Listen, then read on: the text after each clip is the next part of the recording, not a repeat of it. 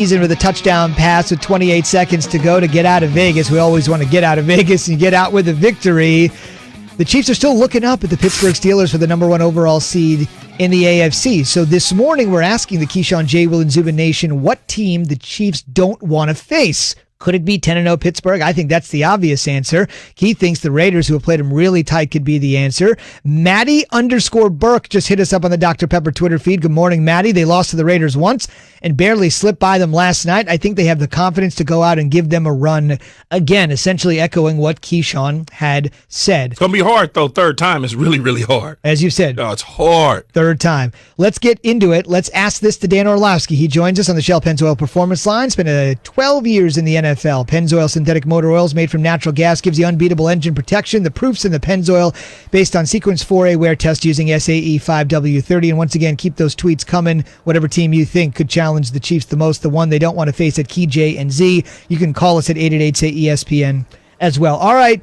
So, Dan, here we go. Week 5, a 40-32 win for the Raiders at Arrowhead. Last night, a 35-31 loss. As Maddie_Burke said, two tight ones. What do the Raiders do, or what do the Raiders have going against the Chiefs that seemingly this year the rest of the league doesn't?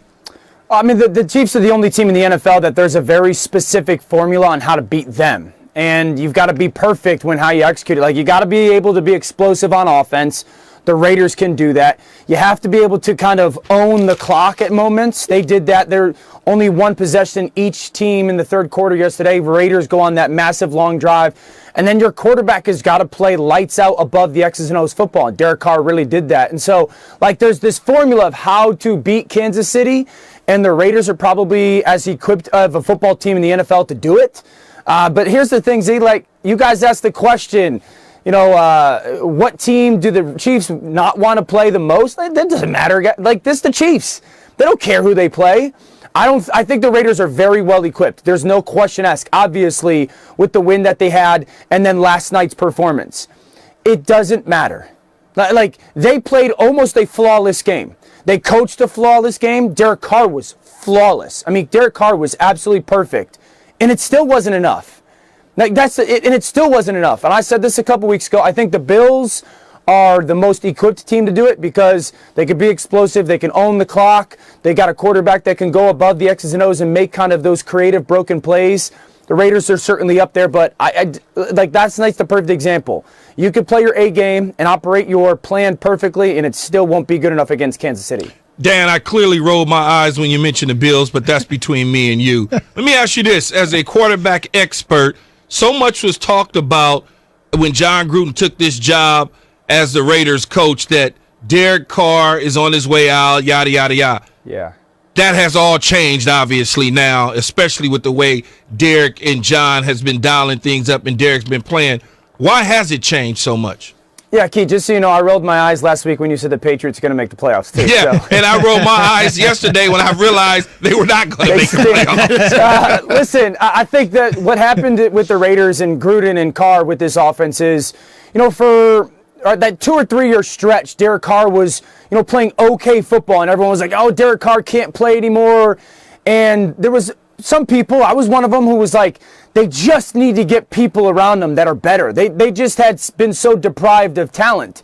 And if you look at their football team this year, like, Key, you know this, to have a really good offense and to have your quarterback to play well, you got to really have 3 things. You got to have a great scheme. And Greg Olsen and John Gruden have really brought this kind of old school West Coast philosophy with the new age offense of motion and formationing and matchups to the Raiders. So they got a great scheme. 2, they got really, really, really good players. And it's not just that they've got really good players.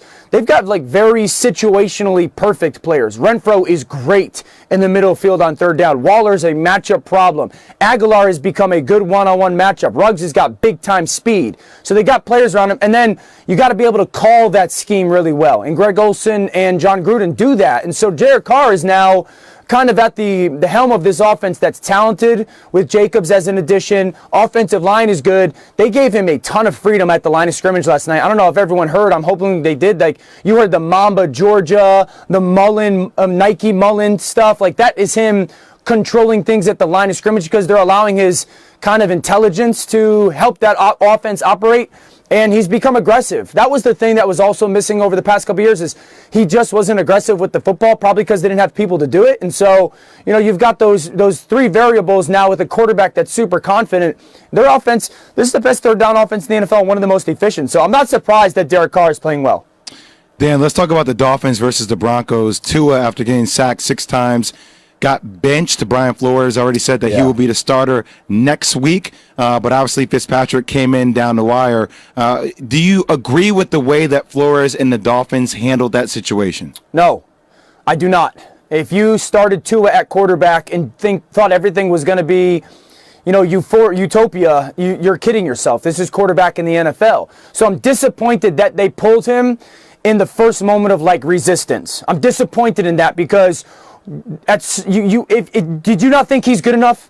Do you not think he's good enough to pull you back in that football game when you're down 10? Every quarterback has 2-3 quarter stretches where they don't play good enough. So I was disappointed that the first time that Tua saw struggle, they pulled him. That being said, I think Brian Flores over the last 18 months has earned the right for me to go, I trust that his decision making is what's best for his football team in ways that I can't see because I'm not attached to the team, obviously. Naturally, my emotion is going, what are you doing? You can't do this to Tua. But over the last 18 months, I think Brian Flores has shown me that he'll press the right buttons and he'll understand what that team needs in that moment. And the offensive line was getting whooped and Tua wasn't just seeing things well, feeling the game well.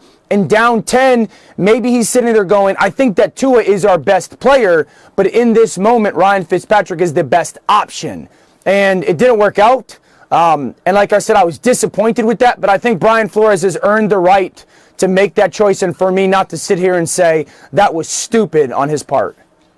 Well, I'm going to hit you with this one. I think you know what's coming. Your boy Carson Wentz, 2 more picks, a pick 6. Ouch. Is it time to move on from him, Dan? Come on, be honest with us. I gotta go, guys. That's the end of my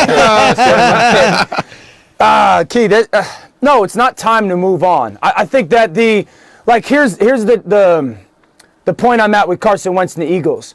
This is the 3rd game this year where if Carson